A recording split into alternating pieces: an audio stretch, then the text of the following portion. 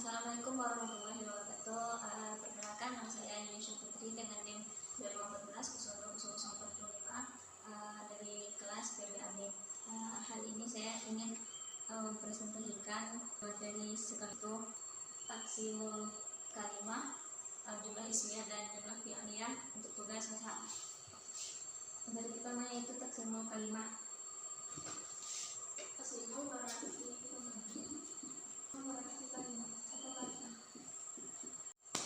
taksimul kalimah terbagi menjadi tiga, yaitu isim, fi'il, dan juga huruf. Isim itu suatu kata benda yang membahas tentang orang, benda, cara tempat dan sebagainya. Fi'il sesuatu yang berkaitan dengan waktu, tentunya waktu lampau. Huruf terbagi menjadi 6, yaitu huruf atau huruf nafiyah, istifham, nasab, jazam, dan jar. Huruf adalah kata yang tidak memiliki makna kecuali digabung dengan kata yang lain. Ciri-cirinya itu tidak diawali tanwin atau alif lam. Yang kedua itu tidak berkaitan dengan waktu. Yang ketiga yaitu tidak bisa berdiri sendiri, dan yang keempat itu tuh fungsinya tergantung pada kalimat yang digunakan. Itu huruf ataf, di mana fungsinya untuk menghubungkan kata atau kalimat. Huruf ataf itu al, wa, dan suma. Yang kedua itu nafi. Nafi itu adalah kata yang fungsinya untuk menyatakan penyanggahan atau menyatakan tidak. Hurufnya itu la dan lam. Yang ketiga itu istifham. Istifham itu adalah kata yang digunakan untuk mengungkapkan kalimat pertanyaan. Contohnya itu hal, ma, dan man. Yang keempat itu nasab.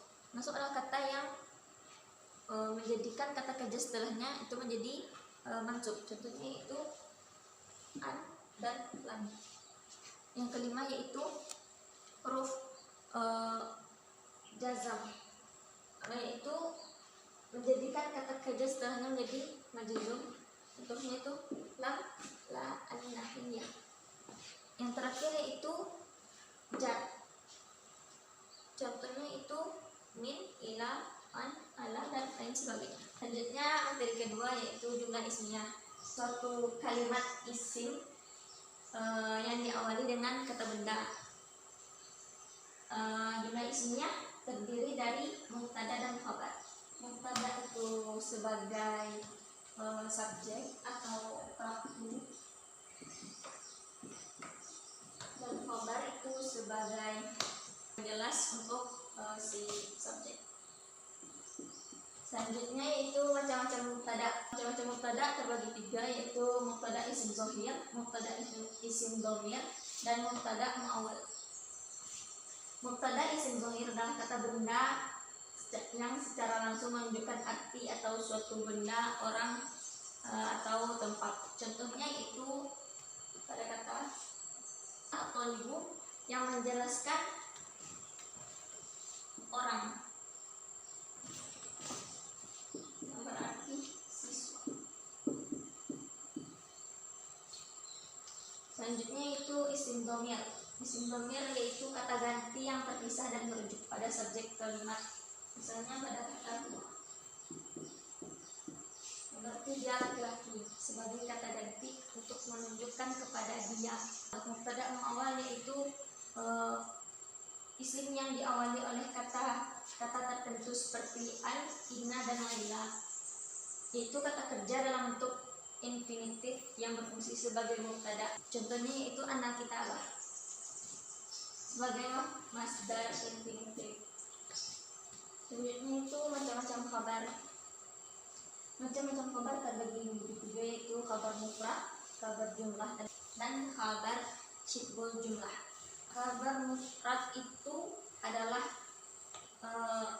berfungsi untuk menjelaskan satu kata saja. Contohnya qalamu makasyaru, yang berarti pena itu patah. Kabar jumlah berfungsi untuk membentuk sebuah kalimat. Contohnya at-thalibu yaqra'u, yang berarti siswa itu sedang membaca. Selanjutnya kabar syibhul jumlah yang berfungsi sebagai keterangan tempat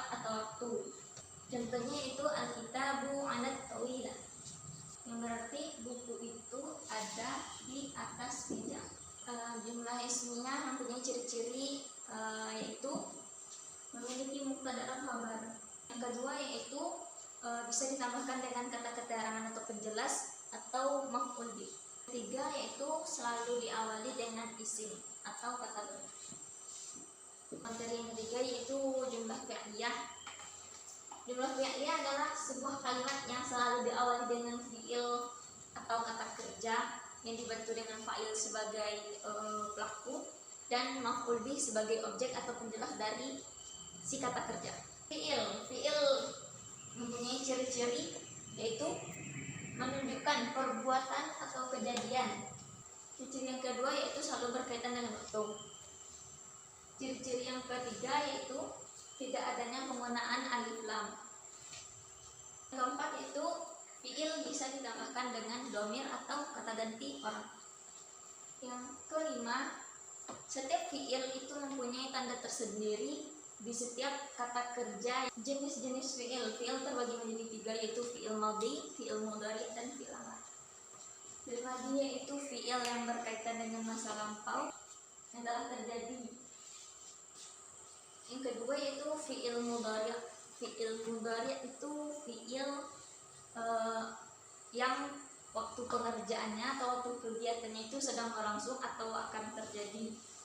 Yang ketiga yaitu fi'il amar. Fi'il amar yaitu fi'il yang fungsinya untuk menyatakan kata perintah atau kata untuk melakukan sesuatu. Untuk fi'il madhi itu zahaba, yang berarti dia telah pergi.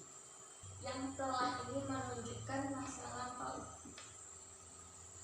Untuk fi'il mudhari yaitu yaktubu, yang berarti dia sedang menulis atau akan menulis. Kata sedang dan akan itu menunjukkan ciri fi'il madhi yaitu diawali dan diakhiri dengan harokat fathah. Terdiri dari 3 huruf. Bahkan bisa juga ditambahkan dengan tatanis sekarang atau masa yang akan datang. Ciri-ciri fi'il mudhari itu selalu diawali dengan huruf alif, nun, ya, dan ta. Yang kedua itu terdiri dari 4 huruf. Baris akhir fi'il mudhari selalu dhammah. Diawali dengan alif dan hamzah. Dan baris akhir selalu sukun atau itu fa'il atau pelaku. Fa'il atau pelaku itu kata benda yang datang sesudah fi'il yang berfungsi untuk menyatakan pelaku perbuatan dalam sebuah kalimat. Ciri-ciri fa'il selalu berupa isim atau kata benda yang berfungsi sebagai isim. Kedua yaitu datang setelah fi'il atau kata kerja. Yang ciri yang ketiga yaitu berharakat akhir rafa. Selanjutnya itu maf'ul bih. Maf'ul bih adalah objek atau penjelas yang berfungsi untuk menjelaskan si fa'il atau pelaku yang dikenai pekerjaan oleh fi'il atau kata kerja. Selanjutnya yaitu jenis maf'ul bih. Maf'ul bih terbagi menjadi 2 yaitu isim dhohir dan isim dhamir. Isim dhohir yaitu isim yang menyatakan kata benda yang terlihat atau tampak jelas. Contohnya yaitu papan tulis, spidol, dan sebagainya. Isim dhamir yaitu suatu objek yang digunakan sebagai kata ganti. Materi selanjutnya yaitu isim dhamir. Isim dhamir adalah kata yang digunakan untuk menggantikan kata benda dan orang dalam bahasa Arab. Isim dhamir terbagi menjadi 2 yaitu dhamir munfasil dan dhamir muttasil. Dhamir munfasil yaitu kata benda yang penulisannya terpisah dan bisa berdiri sendiri, digunakan untuk mewakili orang pertama saya dan kami, orang kedua kamu dan kalian. Dhamir munfasil terbagi menjadi dua, yaitu dhamir nasab munfasil dan dhamir i'rab munfasil. Dhamir nasab munfasil itu dhamir yang fungsinya sebagai objek atau maf'ul bih. Contohnya yaitu iyyakuma, iyyakum, dan iyyaka. Contoh kalimatnya yaitu iyyaka na'budu wa iyyaka nasta'in, yang dimana kata iyyaka merupakan objek atau maf'ul bih. Selanjutnya itu dhamir i'rab munfasil. Dhamir i'rab munfasil yaitu kata yang digunakan sebagai mubtada dalam kalimat. Contoh hurufnya itu huwa, huma, hum, ya, huma, hunna, anta, antuma, antum, anti, antuma, antuna, ana, nahnu. Contoh kalimatnya yaitu ana adhabu ilal madrasah, yang dimana kata ana merupakan mubtada dalam kalimat tersebut.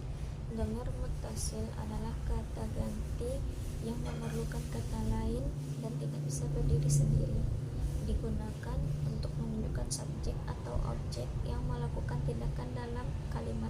Rumusnya yaitu kata ganti orang ketiga muzakkar jika dia tunggal menggunakan hu, jika dia muannas menggunakan huma, dan jika dia jamak menggunakan hunna.